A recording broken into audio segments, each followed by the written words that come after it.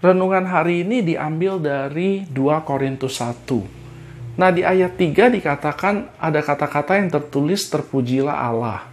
Maksud dari ayat itu di dalam bahasa aslinya adalah diberkatilah Allah. Kenapa Paulus berkata demikian? Sebetulnya Allah itu sama seperti manusia, Allah memiliki jiwa. Allah bisa senang, Allah bisa sedih, Allah bisa bersuka cita, Allah punya emosi. Emosi itu bukan sesuatu yang salah, emosi itu bukan sesuatu yang duniawi. Emosi itu adalah bagian dari diri seseorang. Nah, kita harus mengerti bahwa ada hal-hal yang kita bisa lakukan untuk menyenangkan Allah. Ada hal-hal yang kita lakukan yang bikin Allah sedih. Apa yang menyenangkan Allah?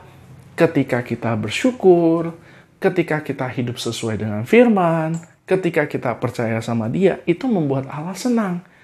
Nah, ketika kita berbuat jahat terhadap sesama kita berbuat curang terhadap orang-orang Kristen lainnya, itu menyakiti hati Dia.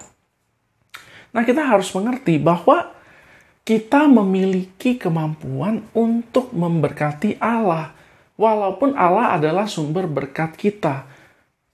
Nah, seringkali kita berpikir bahwa berkat itu semuanya berhubungan dengan uang. Tetapi berkat itu lebih banyak bicara soal hal-hal yang rohani. Dari yang rohani lahirlah yang jasmani.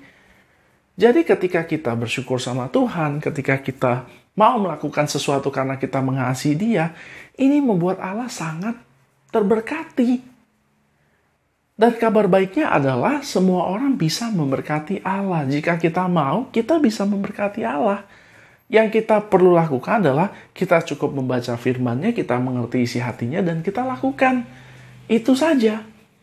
Allah mau supaya kita memberkati Dia. Kenapa?